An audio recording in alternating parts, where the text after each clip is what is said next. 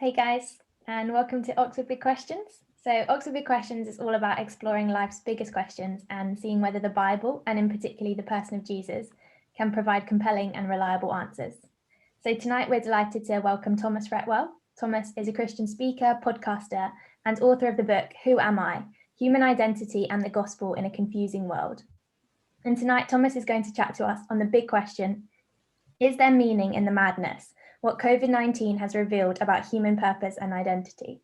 So there'll be a short 20 to 25 minute talk and then time for a Q&A. So yeah, hope you enjoy, and Thomas, over to you. Thank you very much.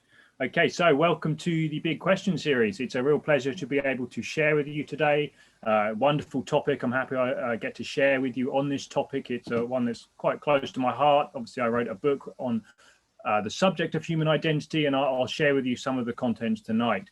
Now, of course, I'm sure I don't need to tell you all that, well, the last year and a half have been pretty unprecedented in our lifetime.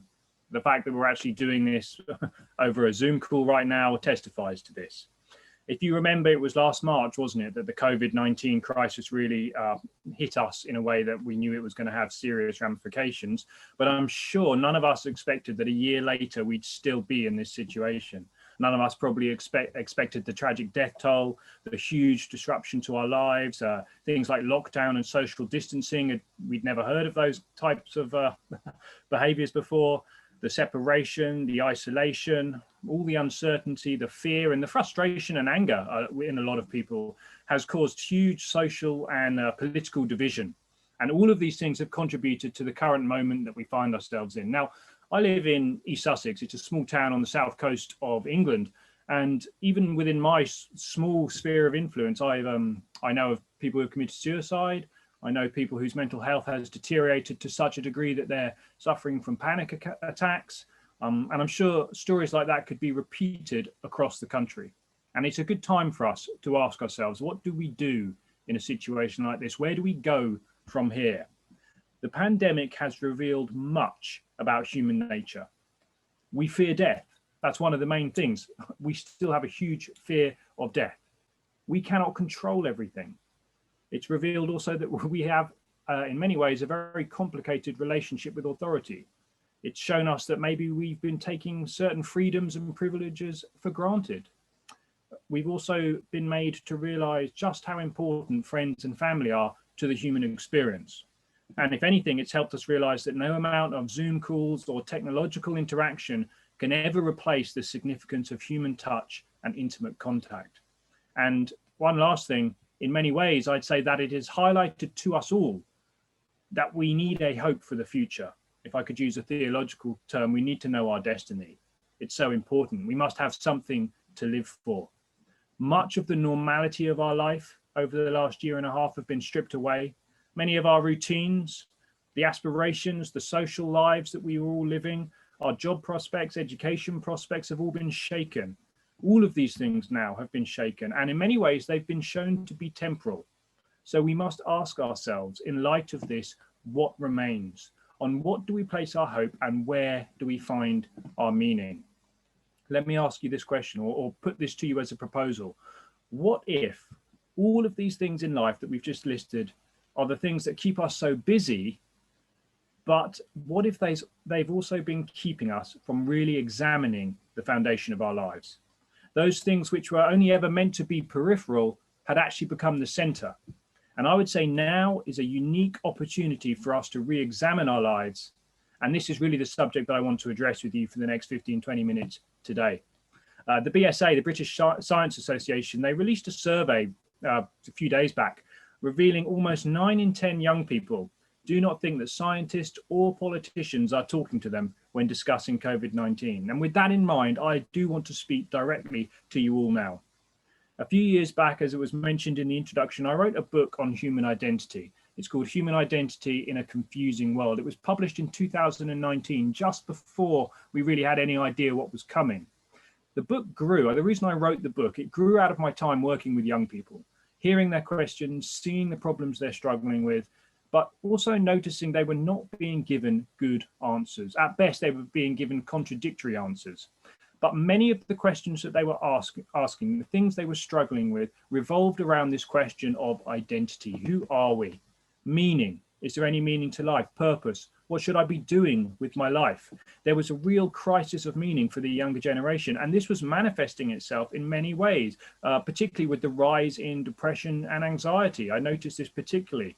And I feel now that with the COVID-19 pandemic, we are seeing these things accelerated, that these trends are increasing and growing at an alarming rate. And it's actually forcing people to re-examine these questions again. I wouldn't say COVID-19 created a lot of these problems, but it has amplified them, if I could say it like that.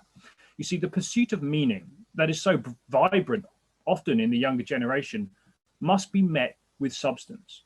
These are good questions. It's a wonderful pursuit, but it must be met with something worthy of how rich a pursuit it is. And rather than simply having temporal rewards or things that ultimately cannot satisfy the deep longings of our heart, we must give something that you can stand on, something solid that is guaranteed. And not taking these issues seriously. Quite often it's a mistake that older generations look back and say, well, it's a teenage thing as you search for meaning, but it's not. This question of meaning reverberates throughout the whole of life. It doesn't actually matter on your age. Now, not taking this seriously will have tragic consequences. If there are any house music fans, I won't ask you to admit to that, but there was a very famous DJ. His name was DJ Avicii. He was a Swedish house DJ. His name was Tim Bergling, actually. He was a Grammy-nominated artist at the peak of his career, doing very well, traveling the world, playing his music. And it was in 2018, he finished one of his sets. He went up to his hotel room, he smashed a glass bottle, and he slit his wrists. Now, this is a tragedy. And what fascinated me in a tragic way was the statement that was released by his family afterwards. I want to read just a small section of that to you now to emphasize this principle. They said this: "Our beloved Tim was a seeker, a fragile artistic soul searching for answers to existential questions. He really struggled with thoughts about meaning, life, and happiness. He could not go on any longer. He wanted to find peace."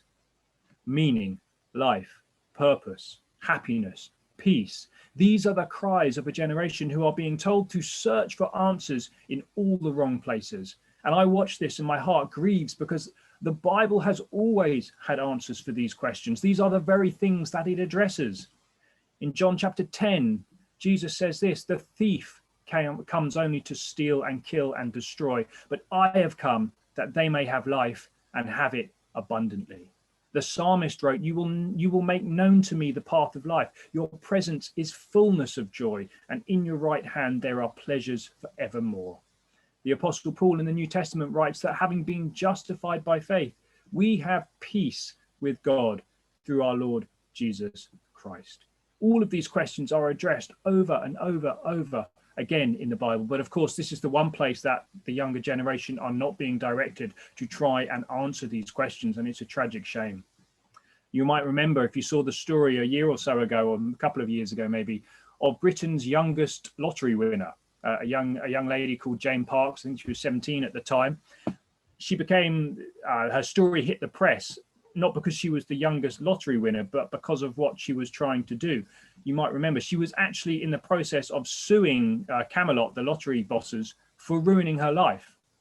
And what struck me as I read her story was this little part of an interview that she gave to The Independent. Let me read to you a couple of quotes. She said this: "People look at me and think, I wish I had her lifestyle. I wish I had her money, but they don't realize the extent of my stress." Now, we may laugh immediately at that statement and think, well, I'll take a bit of stress if it means I could win the lottery. But listen to the next part of her statement. And this is where you can see the cries of the heart here. And this is, remember, this is in an interview for the newspaper. She says, "I have material things, but apart from that, my life is empty. What is my purpose in life?" And I read this and I thought, this is a young 17-year-old who's really crying for help through to a media person who's interviewing her here. What is my purpose in life? My life is empty. You see, the very things that the world had been telling her would bring satisfaction, money, freedom to do whatever you want with that money, did not deliver. And she was feeling empty after that.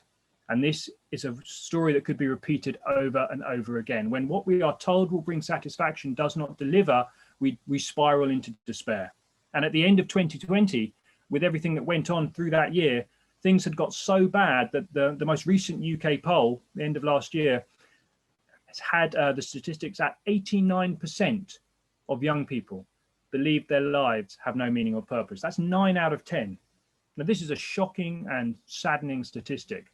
9 out of 10 people believe their lives have no meaning or purpose. And I believe this statistic is explained with a corresponding statistic that was shared in the same article. It said this: only 1% of the same age group that were polled identified as belonging to a church. Now, do you think there's a connection? Let me ask you that. And I want to make this connection. This is what I want to focus on now, because I believe this part of the conversation is often left out of discourse in the public square.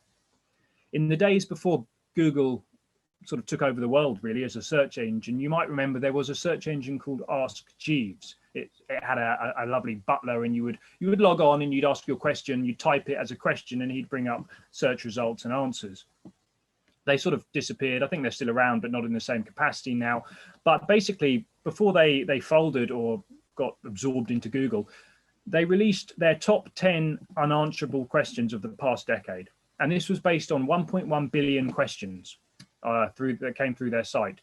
The number one question was, what is the meaning of life? It's the number one question. I find that fascinating. But even more fascinating is the second question. The second question was, is there a God? You see how people naturally put these two things together. What is the meaning of life? Is there a God? People are searching for meaning, and they have a natural propensity to seek this meaning in some transcendent cause outside of themselves. And in many ways, this has been the quest of mankind for generations. There's an episode in the Gospels where a group of religious leaders try to trap Jesus by asking a question about his thoughts on taxes and government. Not much changes. But he knew what they were up to. Let me just read to you a little bit of this dialogue. So Jesus said to them, show me the coin used for the poll tax. And they brought him a denarius. And he said to them, whose likeness and inscription is this? And they said to him, Caesar's. And then he said to them, then render to Caesar the things that are Caesar's, and to God the things that are God's. You see, the coin belonged to Caesar because his image was stamped on it.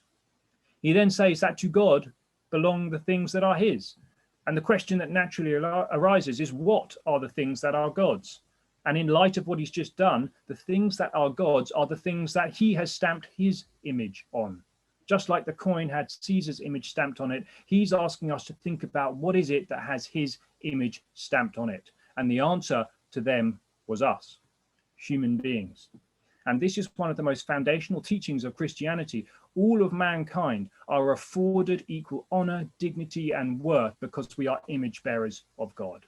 As an old English Puritan writer said, the soul of man bears the image of God, so that nothing can satisfy it but he whose image it bears. The Bible speaks in similar language, where it says this in Ecclesiastes chapter 3. It says that God has put eternity into man's heart. Lovely way of phrasing it. He has put eternity into man's heart. That's why we see the quest for meaning, purpose, and for God all throughout human history. This was the restless heart that Augustine wrote about when he said, you have made us for yourself, and our hearts are restless until they can find rest in you. This is the God-shaped vacuum that Blaise Pascal wrote about. He said, there is a God-shaped vacuum in the heart of every man, which cannot be filled by any created thing, but only by God, the Creator, made known through Jesus. This is the unsatisfied desire that C.S. Lewis wrote about. He said, if I find in myself a desire which no experience in this world can satisfy, the most probable explanation is that I was made for another world. Wonderful way of putting it there. You see, as we think about this more deeply, the most interesting thing to grasp about an image is that it does not exist by itself. It only finds its explanation in the original, which it is imaging, if you think about it like that. And this profoundly impacts our question of who we are.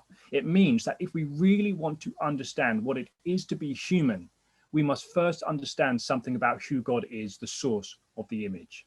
So the most important question for discovering who you are is the same question that Jesus asked Peter all those years ago. Remember, it's a famous part of the Gospels in the book of Matthew. I'll read to you a little bit of the dialogue again. It says, now when Jesus came into the district of Caesarea Philippi, He was asking his disciples, who do people say that the Son of Man is? And they said, some say John the Baptist, and others Elijah, but still others Jeremiah or one of the prophets. And he said to them, but who do you say that I am? And Simon Peter answered, you are the Christ, the Son of the living God. Again, very interesting bit of dialogue. Notice the first question that Jesus asked the people. Who do people say that I am? He's basically saying, what is the culture saying to you right now? And they came back with numerous different answers. This is a lesson for us. The world has many different things to say about Jesus Christ, often conflicting things. Some say he's a good man. Some say a Jewish teacher, a moralistic philosopher, a social revolutionary. Throughout history, many different people have said many different things about Jesus Christ. Ultimately, those mean nothing. You must answer the question yourself, which is why he then turns to the disciples, and he goes from what the culture says, and now he says, what do you say? Who do you say that I am? That is the question. It's not an overstatement to say that this is probably the most important question that Jesus ever asked. And it's probably the most important one any of us have to answer today, whether you know the Lord or not. And when Peter answered, as we just read, you are Christ, the Son of the living God, from that moment, his entire life, his purpose, and his meaning was intertwined with God's. You see, he was now commissioned to carry the message of Jesus to the world. And the gospel explains to us, this message that we find revealed throughout the Bible explains to us why the world is like it is. It explains the brokenness, the injustice, and it tells us that our relationship with our Creator has been severed, has been broken. And thus our ultimate purpose is not being fulfilled. But God, you see, in his great love, made a way for us to be forgiven, to be restored. This is exactly what Jesus came to do. This is how the gospel should be spoken of. You see, when we acknowledge our brokenness and the condition of our lives, we ask for that forgiveness. We are redeemed. Our identity is actually changed. We are redeemed. We are adopted. We are forgiven. We are restored. We are loved with an everlasting love. And also we are called and given an eternal purpose. You see, we've already seen, haven't we? The fabulous lifestyles do not necessarily satisfy. Money does not necessarily satisfy. Material things do not lead to fulfillment in life. There is an inner cry for purpose that transcends the physical things of this world. Psychology Today, it's a periodic journal, they reported on a suicide study that they did. And the idea of the study was to find out how to predict suicides. And what's interesting about this study is the way they conducted it. They analyzed over 50 suicide notes that had been collected over the years, and they were looking for common themes. And the end result of this study was fascinating. I'll read you just the last summation of this study. It said this: in general, people do not attempt suicide solely because of pain. It is because they don't believe there is a reason to live and the world would be better off without them. Again, utterly tragic. And that is just a lie. And the gospel exposes that as a lie, because there is meaning and there is purpose to this universe. And coming to the Lord and having that relationship restored through Jesus Christ will bring you in to that new life. That's why it says that we are a new creation. We have all these parts of our identity changed. This is why in the Bible we read in 2 Corinthians, where the Apostle Paul is saying these words to the church. He says, we are ambassadors for Christ. That means we are diplomats who represent his kingdom on this earth. That is a high calling. That is a high purpose. It doesn't matter what is going on in the world. We can hold on to that. He then goes on and he says, as though God were making an appeal through us, we beg you on behalf of Christ, be reconciled to God. And this exposes to us the heart of the Father. He has people who are working for him on this earth, and he is asking them to beg those who don't know him, that they may be reconciled to God, to find their meaning and their purpose and their identity as it was supposed to be through him. Let's jump back into history a bit as we wrap this up now. In 1866, Charles Spurgeon, the famous British preacher, he lived and ministered through a cholera epidemic that broke out in London. The death rates were much higher than we've experienced through COVID-19, obviously localized, but the death rates were higher. And when he was asked, why was God allowing this? He gave a very interesting response. Let me read it to you. He said, if you ask me what I think the design to be, I believe it is this: to waken up our indifferent population, to make them remember that there is a God, to render them susceptible to the influence of the gospel, to drive them to the house of prayer, to influence their minds to receive the word, and moreover, to startle Christians into energy and earnestness that they may work while it is called day. To waken up an indifferent populations, very similar to the phrase C.S. Lewis, where he said, pain is God's megaphone to rouse a deaf world. And we need to ask ourselves, what if this disruption, this uncertainty today with COVID and everything that comes with it, is another opportunity for us to turn our minds away from the world and towards eternal things? And I would, like the Apostle Paul, I would beg you on behalf of Christ, do not waste this moment. Now, while there still may be many unknowns for you all, for us, to do with the virus, the vaccines, the future, and where we go from here, we can't know these things. We can worry about them, but we can't know about them. However, you won't worry about them so much if you place your life and your hope into something that is secure. And I would encourage you now to place your hope, to place your future into the hand of the one who can hold it and will carry you through. This is why in the Bible, it actually literally says that Jesus Christ is our hope. You will find this hope in the person of Jesus Christ, and you will find your true meaning and your identity in that same person. In December 1939, King George VI was reigning England's monarch. England had joined the war, the Second World War, just a few months previously. And as was the king's custom we still see today with monarchs, he addressed the nation on the BBC radio broadcast on Christmas Day. And on this day, in 1939, the king spoke words of peace to calm a nation. It was obviously the nation was terrified, unsettled, anxious, feeling many things that we can relate to, maybe if not to the same degree. But he reminded them of the only true king, the one who can provide true peace and real rest in such troubled times. And at the end of his broadcast, he read a few lines from a poem that I'm going to read and finish with today. And it's called The Gate of the Year, which reads like this. And I said to the man who stood at the gate of the year, give me a light that I may tread safely into the unknown. And he replied, go out into the darkness and put your hand in the hand of God. That shall be to you better than light and safer than a known way. So I went forth, and finding the hand of God, I trod gladly into the night.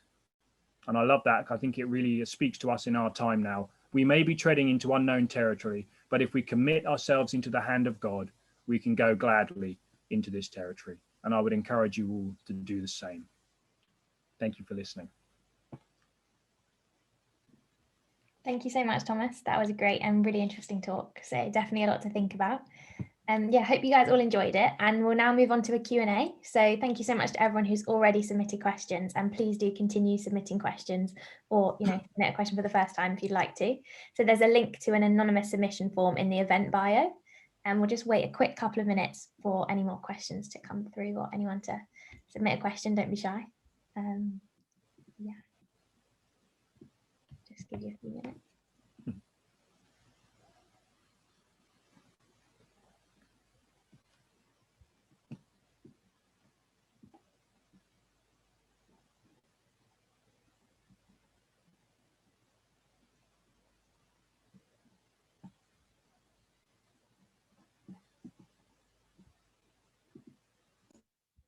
Yeah, so we've got quite a few questions coming in. So quite a big question to start with.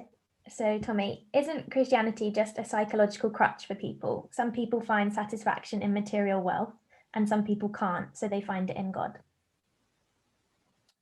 Yeah, I hear that question a lot when I'm engaging with people, but unfortunately, I just don't think that it can be applied consistently to every situation, in which sense I don't believe that it actually gives us the explanatory power of that as a solution. Is not conclusive to disprove Christianity or to show that everyone is going there because of some sort of need for a psychological crutch. To use C.S. Lewis as an example, he describes himself as the most reluctant convert in all of England. He wasn't going there to try and find this thing of meaning or all these things. He went there because he was convinced that it actually was the truth. And he was actually, as he describes it, dragged into the kingdom kicking and screaming because he was part of the academic establishment and he was an atheist at that time. So whilst some people may come to religion searching for these existential fulfillments, that is not the center of Christianity, and therefore it doesn't actually mean just because someone gets that is all Christianity is. I mean, I do appreciate the question, but it doesn't apply to every situation. There are many people who have gone there based on studying the evidence, looking at the person of Jesus Christ, and actually accepting, hang on, this is true. And when you come to that position, you actually start to look at the world through the lens of Christianity, and you see just the great explanatory power that the biblical worldview actually has. And I would also just add that, yes, many people do find satisfaction to a degree in riches, in partying, and doing all the things that they do. But as we've seen in this last year, all of those things can be taken away.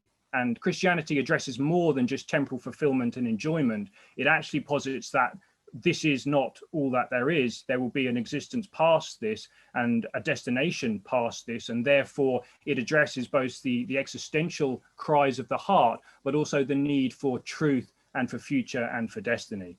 I understand it's hard to do justice to a question like that in a short time, but there are a few of the things that I'd probably just raise in response to that. Yeah, thank you so much. That's awesome.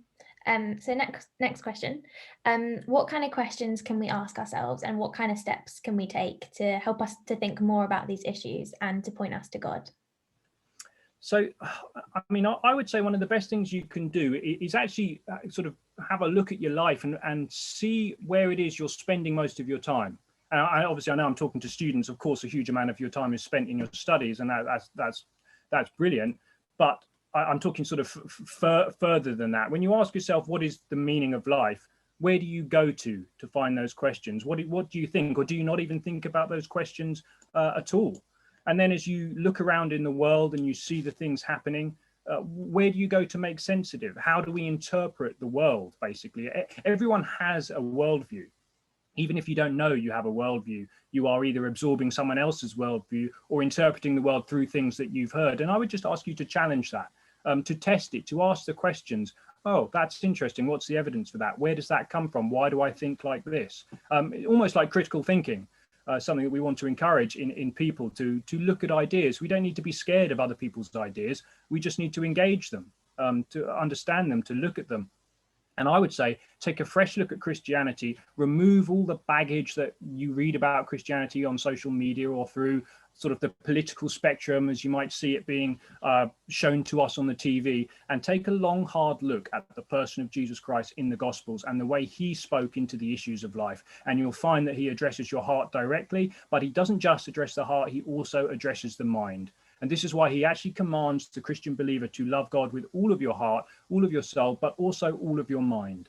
And this shows us that Christianity is a fulfilling worldview that addresses all aspects of life. It has logical consistency, it has empirical adequacy, but it also has existential relevancy. That it answers the cries of the heart, it answers the need for truth, and it gives us a direction and a goal and a purpose for the future. All of these things that we come across in our lives, we you know, as you're going out to get a job, as you're going to get married, and all these big life decisions, they make us think of the future. Through COVID-19, we've been made to think about death a lot more maybe than we would have done previously. These are all opportunities to have these conversations, to have these thoughts, and to make sure that we're not too busy with the hustle and bustle of life that we don't ever think about these things. Yeah, thank you so much. So we've got another question. Can we change ourselves to prevent us from becoming depressed, or is it just a passive process to let God change our heart through his son? Yeah, so that's a really interesting question. And, you know, depression is a massive issue, and I've seen it over the last year, particularly, it's spiked. I mean, in the UK here, depression is pretty much, I think it's the third most common complaint that people bring to the doctor's surgery. And that was before when we could go to doctor's surgery. So it's just skyrocketing. One of the things, the gospel is a culture of life. And we want to encourage, obviously, as Jesus says, we have life and we have it abundantly, but we also live in the reality that the world is fallen. Things are not in that way that they should be. And we are going to encounter things like this. As Christians, we're going to suffer with depression. We're going to suffer with all the things that inflict this world. So I don't think we can be passive and just say that, you know, oh, I'm a Christian, God needs to just deal with this in my life, or I need to just increase my faith. Though I find those answers to be very damaging, in fact, and not particularly helpful. I do think we need to remove the stigma Depression is not a sin, as Christianity would call it. It's not a sign of a lack of faith or anything like that. There are many great Christians, people like Lewis and Spurgeon and Luther and Bunyan, Amy Carmichael, all these missionaries and great people that we sort of romanticize their lives a little bit as we look back. They all will record periods of great depression in their life. And you read this in the Psalms too. Some of the existential cries that you read in the Psalms. Good steps that we can take. I think we need to be informed. Read what you can on the subject to help you understand what is actually happening. Find resources from Christian leaders who struggle with it themselves. That's always a very good way. Within the Christian church, I'd advise us to avoid a few misconceptions. The first, let's not assume that depression is purely a spiritual issue. Yes, you can go into a time of sort of spiritual depression, as Martin Lloyd-Jones put it. That may be related to sin in your life. That can be, but we must not blanket say that is the only thing that causes depression. Depression can be purely medical, but we don't want to assume that it's always purely medical. Do you see what I mean? We don't want to rest ourselves on the two extremes. There's definitely a middle. So we need to just be informed. We need to avoid misconceptions, avoid cliches. If you're helping or talking with someone who's struggling with this, don't say things like, just get over it or just pray more. I find, again, those to be very, actually, I know they're well-meaning. They often don't help from the people that I've spoken with. We don't want to be too quick to judge. We don't want to be like Job's comforters and try and say, well, it's because you're doing this. We don't know the reasons. And ultimately, we can't see inside and know what's going on. God does know this. We can take comfort in that. We don't want to trivialize the issue. As a Christian, if you are struggling with depression, you can use some of the means that God has provided: prayer and scripture and fellowship, encouragement, listening and support of the body of Christ, praise and worship. All these things actually do help lift people up in times of need. It's also okay to seek medical advice and medication if the situation calls for it. Don't be sort of made to feel guilty about that. Seek wise counsel. There are some very practical things you can do. And this is, I believe, a part of the conversation that's actually left out of this issue of depression. And I'll say this quite frankly, we need to get off our phones and our screens. There's many studies now that are linking those things to a rise in depression among young people. We're not getting enough exercise. There are, again, many studies that would prove that exercise helps you to stay active, to stay healthy, to beat depression. We need to get proper sleep. We need to eat healthily. They're very practical measures that you can actually take. So all of those things together, I would say, would be reasons to move forward with depression. But I mean, I would come back again. Use what God has provided. The means of fellowship, the body of Christ, the encouragement of the saints. Worship and praise are two of the most powerful things we have to raise our spirits when we're low. And I understand that severe depression is not just being down. It's more, I understand it's more than that. But yet I would still say God has given you these things to use. And don't judge yourself. Don't feel guilty about what you're going through. God knows, God understands, he sees your heart, and he will carry you through. Thank you so much, Tommy. That was, I think, a really helpful and detailed answer. Thank you. So we've got another quite a big question. How can you be so confident that there is a God? Wow, yeah, that is a big question. So I wasn't always a Christian. Go back into my 20s, 21s. I was far, far, far from a Christian. I was quite a heavy drug user, and I did a number of different things that I won't go into now. I come from a family of 6. This is going to be a little bit of personal testimony, and you'll see where I'm going with this in a moment. And over a period of about 10 years, I saw, my dad was a scientist. He was an atheist. He was a materialist, strict materialist. I have 2 sisters and an older brother. And I witnessed all of them come to believe in Jesus Christ over a period of about 10 years. I was the last one in my family. I saw the change in their lives. I saw the things they were wrestling with. My dad was such a hard-nosed materialist. He had to get run over and almost killed before he was willing to confront these issues. By this time, my mum was already saved. My brother was saved. I was the last one because I was doing things that I wanted to do in my life.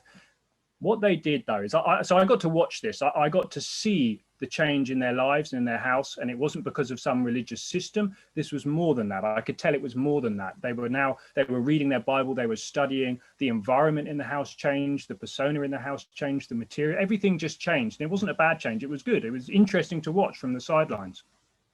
They started leaving things around for me to read, starting leaving things, engaging me in conversation, and gently challenging me to just consider the truth claims of Christianity. And over a long period of time, I was like, yeah, do you know what? I'll get to that at some point. But right now, I'm happy doing my own thing. However, as I sort of spiraled in certain areas of my life, I started thinking about these things. I'd read some of the pamphlets that they'd left me, and some of the books and things like that. And I was starting this process of investigation. And I would say this, looking back on it, the Lord was working in me. And there were a number of things that really made me make that jump. And some of them were to do with truth claims in Christianity. I was looking at the different worldviews and comparing them to the best explanation of reality. Why do we have anything at all? What best explains the universe? What best explains reality? Did Jesus really live? And do we have any historical records corroborating him? One of the main things was actually what we call fulfilled prophecy in the Bible.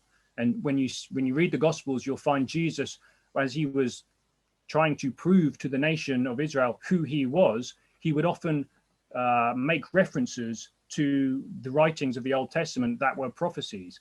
And there are so many of these, and they're so distinct. They actually predict almost the whole of world history. There's an entire nation whose history is mapped out in advance in the scriptures. You have all these prophecies about the Messiah, when he would come, the exact time frame it would be before the temple was destroyed, where he was going to be born. And when you go through all of these, and they just build up on top of each other, one after the other, it actually ends up becoming quite a job to continually explain them away. Now, I understand people can do that, but I believe if you're honest and open and seeking these things, and we don't have any presuppositions that are maybe causing us to lean one way in the other, which I honestly didn't at that time. I was just willing to go to have a read and see what happens. These things become sort of quite compelling.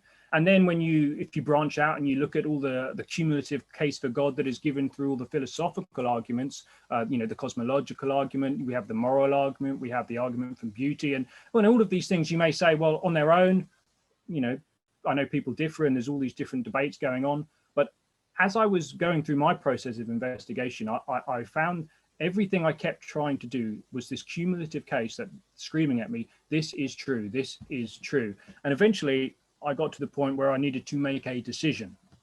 And this is the same point that many people have reached in their lives. And just like I was talking about with C.S. Lewis, and I affirmed that the truth claims I was reading about were in fact true. And from that moment, my life changed dramatically. Now, I know that you might say, well, that's just subjective to you. People have obviously had experiences like that in different religions. That's fine. However, what I would say is what I've studied in other religions, there is nothing quite like what you find in Christianity. There is no one in any other religion exactly like Jesus Christ. No one who's done what he has done, made the claims that he made, lived the life that he lived, and fulfilled the predictions that he did. And it had to be done before the year 70 AD. When we read the book of Isaiah, God says that he's going to tell us things that happen in advance in the Old Testament, so 500, 600 years before Christ. He's going to tell us these things that will happen in advance so that when we see them take place, we will know that he is God. And for me, that was a very compelling argument. And Jesus used this argument all the time in the scriptures. And obviously, since then, having been a Christian since in my sort of mid-20s, I've seen many things that have corroborated this throughout the years. And obviously, I've gone into academic study, and it's just been a continual journey like that. There's so much more we could say on that, but I hope that just gives you a little bit of understanding where I'm coming from. Yeah, that's great. Thank you so much. So another question. How do we reconcile the purpose and identity we have in God and his will with the worldly secular view of purpose and success? Sorry, say the last bit again for me, Grace. So I just say it all again. So how do we reconcile the purpose and identity that we have in God and his will with the worldly secular view of purpose and success? I mean, to a certain degree, I'd say maybe don't try and reconcile those two things. That will actually be where you may end up getting in trouble, because ultimately they are very different. let's just say the secular worldview, a worldview that is not theistic in that sense, like the sort of the main culture that we are living in today. People are not thinking about spiritual things. They're not thinking about their destiny in the same way. That's changed a bit this last year, maybe. But to try and reconcile them will actually get you in problems. One of the things that Jesus says, when you become a Christian, you pick up your cross and you follow him. Your life is now his. The expression is that you are actually a bought person. You are a blood bought person. Now, what that means is that the cross was given to us as the ultimate demonstration of God's love for us. That's what it says. God demonstrated his love, that while even people who didn't like him and hated him, he was willing to die for them. And that's forever that demonstration. And that's one of the most written about events in history, antiquity history. But we have so many sources talking about the cross. None of them really, I'm not talking about theological sources from the Bible, not that I discount them, they are our primary witnesses. However, when we put all these things together, we are said to be a new creation. I mentioned it in the talk briefly. We are said to be ambassadors for God's kingdom. It says elsewhere in the Bible that we are citizens of another kingdom, and we live here on this earth as ambassadors. That means that we are to represent the values of the kingdom, we are to represent the mission of the kingdom, and ultimately we are to represent the king. Now, therefore, if we are trying to reconcile that with, let's call this another kingdom, it does elsewhere in the Bible call it another kingdom in some respects, it says light and darkness, we're not going to do our job as an ambassador properly. That's not to say everything obviously is bad. God created this world and he will redeem it completely one day. There's many good things that we can do and be involved in. I'm not saying we move away and live in a monastery. I'm actually saying we do the exact opposite, but we take the principles of the kingdom out into the secular world and we influence the secular world as much as we can for Christ. When the Bible says that Christians are to be salt and light, that's exactly what it's talking about. The light illuminates the darkness. It exposes the half-truths and the lies. Salt was a preservative. It prevents the moral decay. And obviously that is the purpose of the church. Now, I know many people will immediately point to failings. And yes, that is absolutely true. That is true. We all live in this fallen world, and this is going to be imperfect until the time that the actual kingdom comes in that respect. But yeah, I wouldn't try and reconcile them. I would try and live in them as an ambassador. That's a better way to think about it. And I think you'll get into less trouble if you think like that. And I should just add, that's not to say that God might not call you to be an ambassador as the head of a multinational company. He might call you to be an ambassador in a science laboratory. There's all these different fields that we sort of have given over to secular, but I don't really like the secular sacred distinction. I would more say that we're all living on this earth. We are ambassadors, we're citizens of a different kingdom, yet we are told to love and beg and do all these things in this world, and we can do them, for the honor and glory of God. Yeah, thanks so much. So another question, how should we answer friends who are interested in becoming a Christian, but ask whether they can keep living their lives in the same way? This is, again, you'd be surprised how often this sort of question comes up. I feel for people who are asking those questions, because it almost implies that they're kind of open to the idea. They might be thinking about it, but they're just not ready to let go yet. And I appreciate this, because that's exactly where I was. I'd seen my whole family converted. I'd actually read a lot of the Bible. It seemed to be very compelling. I'd seen some truth claims, but at that time I loved doing the things that I was doing too much. I just loved it too much. I was having fun and I didn't want to let it go. So I kept saying, I'll deal with that later. I'll deal with that. I'll deal with that later. Thankfully, the Lord was gracious to me, and he kept me, and I did have a chance to address those issues.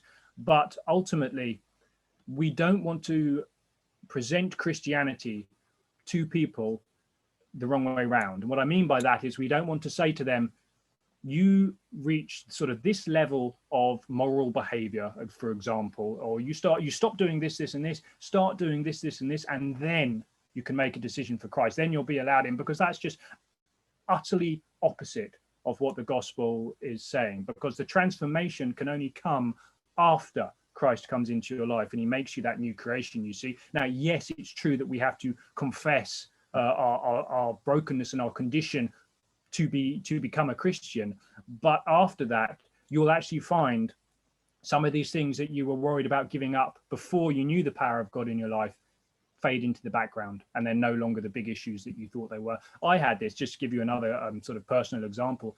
I used to listen to a certain type of music.